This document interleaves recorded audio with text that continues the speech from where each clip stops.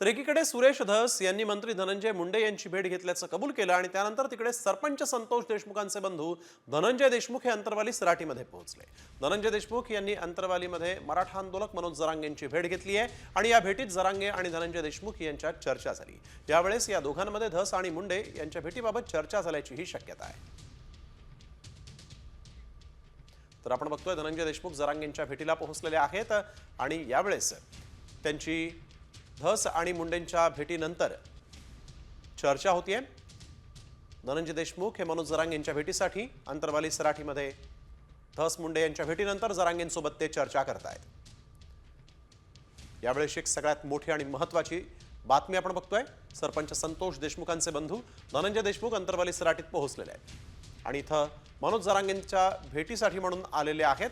मनोज जरांगेंसोबत ते भेट घेऊन चर्चा करणार आहेत। धस मुंडे यांच्या भेटीनंतर जरांगेंशी त्यांची चर्चा होणार आहे। तर मुंडे आणि धस यांच्या भेटीमध्ये नेमकं काय घडलं पाहूयात ग्राफिक्सच्या माध्यमातून। धनंजय मुंडेंच्या निवासस्थानी सुरेश धस यांनी धनंजय मुंडेंची भेट घेतली। धनंजय मुंडेंच्या डोळ्यांचं ऑपरेशन झाल्यानंतर दोघांमध्ये भेट झाली आहे। तब्येतीची विचारपूस केल्याची सुरेश धस यांची माहिती आहे। मुंडे धस आणि मी 4.5 तास एकत्र होतो असं चंद्रशेखर बावनकुळे यांनी माहिती देताना म्हटलंय।